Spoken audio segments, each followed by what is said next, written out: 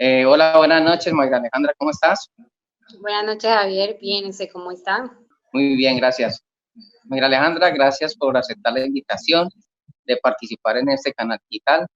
Y en esta ocasión, pues queremos que nos compartas tus opiniones acerca, digamos, de tu experiencia en este tema de la cuarentena y en este tema del distanciamiento social. Entonces me gustaría que empezáramos precisamente por eso, digamos, ¿cómo te ha ido en esta cuarentena desde tu punto de vista y las cosas, pues, digamos, a qué te estás dedicando, cómo, digamos, la forma como estás estudiando, la forma de los trabajos, cómo te ha impactado esto la vida a ti? Para empezar, hablar como de la cuarentena al principio fue como chévere, como un descanso, unas vacaciones ahí, pero pues la verdad ya cuando todo empezó a pasar, ya uno entra como en ese miedo, en ese pánico de qué puede pasar cuando empiezan a subir los números de casos confirmados en nuestro país y como se ve la problemática a nivel mundial es algo difícil como afrontar. Entonces ya uno empieza a entrar como en ese combate con sus pensamientos, su desocupe. Uno al principio como que trata de buscar en qué hacer, en qué ocupar su tiempo, pero en realidad estar en la casa es muy complejo. Así uno tenga sus labores o estar trabajando desde casa es un poco difícil. Vale. ¿En qué te cogió la cuarentena? ¿Cuáles, digamos, eran tus actividades principales? Pues como estaba en lo de las prácticas en mis pasantías, tenía que estar todo el tiempo yendo al hospital a hacer mi práctica, salía de mi casa a las 5 de la mañana, llegaba a las 8, a las 9, 8 y media, entonces estaba muy ocupada, estaba todo el tiempo fuera de la casa. Y cuando ingresó lo de la cuarentena, pues desde el principio se canceló todo en el hospital por el alto riesgo de contagio y empezar a trabajar, cambiar nuestra metodología para el desarrollo de la práctica.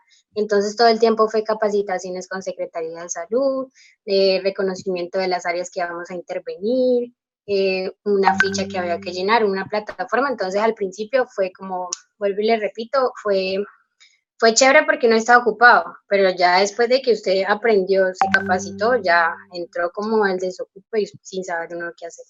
Le entró al principio el tema de hacer ejercicio, que el deporte, que la iniciativa, que es súper chévere, allá está ahí. Ya cuando usted vio que todos los días era lo mismo, ya no más. Entonces sí fue un Claro, poquito difícil. un cambio de rutina, pero un cambio de rutina que no se podía, digamos, como controlar. Sí, claro que sí. Vale. Entonces, y de acuerdo, digamos, a eso que nos estás explicando, ¿tú qué piensas que podría ser, digamos, en el nuevo normal una vez se levante, digamos, ya del todo la cuarentena? ¿Cómo podría ser ese nuevo normal, Mayra? Según tu opinión. Pues para mí, ya cuando todo esto pase, ya no voy a estar en prácticas porque ya culminé mi carrera, entonces va a ser un poco, no sé, como diferente acostumbrarse o empezar a hacer otras actividades. Entonces, a ver, ¿cómo le puedo explicar qué puede ser para mí? Más como de poder hacer ejercicio, de estar con mi familia, de compartir con mis amigos, más no tener una ocupación como tal, sino que tengo que esperar hasta una fecha límite de qué va a pasar con mi carrera. Entonces, ¿qué quisiera hacer? Sí, salir a pasear, ir a lugares donde estaba acostumbrada a ir, mm, y ya ese sería como el qué hacer. Obviamente ¿Y ya tú después de crees? no estar en una cuarentena, uno cree que como venía haciendo las cosas estaban bien y en realidad no. En realidad ya uno le cambia su pensamiento y dice, bueno, como yo estaba haciendo eso está mal, entonces hagámoslo diferente. Si hay otra oportunidad, pues hay que aprovecharla. ¿Y qué podríamos estar haciendo mal, digamos, que se pueda contar esto como una oportunidad para cambiarlo, para mejorarlo? Pues todo lo del tiempo de cómo se utiliza el ocio. Nosotros preferíamos estar durmiendo, estar acostados, estar en un teléfono, viendo televisión, y como ya se vio que eso no era de buena utilidad, ya ahorita queremos compartir más con las personas, con nuestra familia, con amigos, hacer actividades lúdicas, paseos, o el solo hecho de salir a caminar ahí cerquita es muchísimo. Entonces yo creería que más es eso. Eso es lo bueno y Vale, la oportunidad que nos da. vale, muy bien, gracias. ¿Y tú piensas que las cosas van a cambiar drásticamente o solamente es cuestión de tiempo para que, digamos, esa normalidad, entre comillas, pues se vuelva a restablecer? Pues yo creería que de ahora en adelante se tiene que cambiar todo el paradigma, tanto el cuidado. Igual sabemos que nuestra humanidad, no solo este país, tiene como el pensamiento erróneo porque de la única manera que estuvimos en cuarentena fue cuando al principio. Ya ahorita uno ve en la calle las personas que salen muy normal. Entonces no creo que va a ser drástico, sino que van a ser drásticas como las acciones que van a pasar. Van a haber más contagiados por el solo hecho de que la gente no se cuida. Hay mucha gente que sale a la calle sin necesidad de salir, solo porque estoy aburrido, porque ya no quiero estar más en la casa, entonces me voy a andar. Entonces, para mí va a ser un cambio drástico para la salud. Nosotros que estamos en eso, sí, y eso es lo que me pasa todo el tiempo. Al principio tenía mucho miedo de que en algún momento que eso se saliera de control, que no sabemos si eso va a pasar, nos llamen a decirnos que tenemos que ir a trabajar, a ayudar, necesitan manos. Entonces, es como ese miedo. Y si eso pasa, para mí, sí, tendría un cambio muy drástico. A lo personal, porque me cambiaría todo. Me cambiaría como el qué hacer, en dónde voy a dormir, a dónde me voy a quedar, porque si voy a mi casa voy a estar expuesta, voy a exponer a los demás. Entonces, para mí sí cambiaría drásticamente. Entiendo. Y digamos, ¿cuál sería tu expectativa para la etapa post cuarentena? Tu propia expectativa, o sea, ya la personal, ¿cuál sería cuando estemos en una post cuarentena? Yo no digo pues que la próxima semana, entre 2 semanas, pero sí digamos a un mediano plazo. ¿Cuál sería esa expectativa que tú tendrías? Pues para mí la expectativa sería, primero, fue difícil, como que mi carrera como se acabó, de la manera en que se acabó. Entonces mi expectativa es compartir con mis compañeras, que fue lo que no pudimos hacer, como tratar de hacer esa celebración, como ese pequeño símbolo de grado. Vamos a ver si se puede lograr. Eh, y mi expectativa es lo que le decía, tratar de que la cama me estorbe, estar en una pantalla también, porque estoy día y noche en un teléfono, en un computador, entonces sería como ese cambio. Y nada, compartir más con todas las personas, tratar de lo que más se pueda compartir, salir a caminar, salir a correr, estar con la familia, hacer como esos espacios donde hay bastantes personas.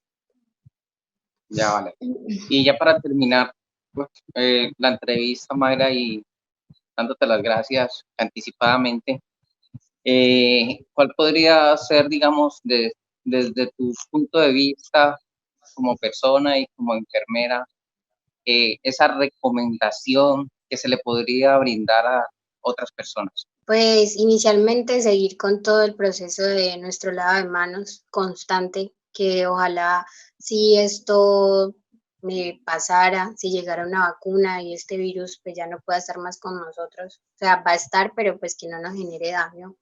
Seguir con eso, incentivar a las personas con el lavado de manos constante, porque es que no es el único foco, es el único foco, perdón, que nos puede contagiar a todos y a los demás. Entonces, ver como algo tan pequeño nos puede ayudar a evitar muchísimas cosas. Continuar con todo lo de nuestro elemento de protección personal, el distanciamiento con las personas, porque es que eso es como la barrera que tenemos para contagiar a los demás. ¿Qué otra recomendación? Buscar ayuda si se necesita, porque no todos tenemos nuestra capacidad mental de la misma manera. Hay personas que se sienten mal cuando están solas, hay personas que estar en compañía no les hace bien. Entonces es saber manejar y saber escuchar y ayudar a los demás, o sea, prestarnos para decir, bueno, aquí estoy, si me necesita, cualquier cosa, no puedo quitarte de una lo que tienes, pero sí lo puedo escuchar o sí le puedo ayudar. Otra recomendación es que cuando todo esto pase, tratar de unirnos en familia, y de que dejar todo lo que pasa como las distancias para poder apoyarnos siempre. Esas serían como las recomendaciones. Si se va a salir, pues salir a lo importante, cuidarse de la mejor manera, llegar a casa, lavarse, bañarse, lavar toda su ropa y ya poder disponer de todas sus actividades. Vale, no me gustaría ahí, digamos, que termináramos sin escuchar tu opinión acerca cómo o sea, el coronavirus puede estar, digamos, un determinado tiempo que se desconoce en este momento, pero cómo hacer que eso no se vuelva, digamos, como un pánico colectivo, que eso no se convierta, digamos, en una barrera mayor a la que debe ser, cómo manejar ese aspecto, digamos, diferente pues a lo que ya nos has explicado. Bueno, inicialmente para hablar de eso, se sabe que tenemos como la probabilidad de que todos nos contagiemos, o un 80% de nuestra población. Lo que se quiere como trabajador de salud es que no nos contagiemos todos a la vez para poderle brindar ese cuidado a cada persona. Entonces yo creería que el solo hecho de que nos contagiemos va a generar un impacto, un miedo, un pánico colectivo, como lo dice usted.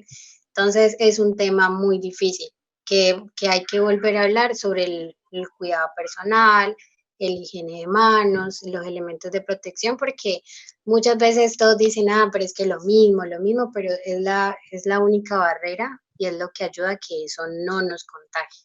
Entonces es más como yo creo que Javier siempre se va a tener ese miedo, porque es que pues lo tengo yo, porque eso va a pasar. Entonces estamos expuestos cualquiera. Yo creería que tratar de no ver tantas noticias amarillistas que siempre están hablando de lo malo, sino que hay que aprovechar para educarnos y saber más de lo que está pasando. Si queremos ver una noticia, que sea algo para que nos construya nuestros conocimientos, no para que nos genere ese miedo ni ese pánico que tenemos. Claro, saber también qué ver, qué oír, qué leer, ¿cierto? Y que Tener la decisión de y qué compartir también, exacto, para que no se vuelvan esos compartires que se comparte simplemente por compartir y si no tiene ningún tipo de filtro ni de criterio, sí, ¿vale? Mayra, te agradezco muchísimo aceptar la invitación y haber participado por acá. Seguramente en otras entrevistas, en otros audios, podemos también compartir tu opinión sobre otros diferentes temas. Esperemos que por acá salga bien. Te sí, claro agradezco que sí, mucho. Javier. Muchísimas gracias por la invitación. Me parece, como inicié la entrevista, es excelente escuchar cómo actúan, cómo piensan las demás personas y más en esto que está pasando, que no queda de más hacerlo. Y sí, me parece muy chévere poder participar en cualquier otro tema porque sería súper bacanísimo. Y muchas gracias por la invitación y espero que mi opinión les ayude a algo. Claro que sí, así será. Chao, gracias. Bueno, Se chao, que cuida. estén bien. Gracias. Chao, chao. Bueno, chao. Chao.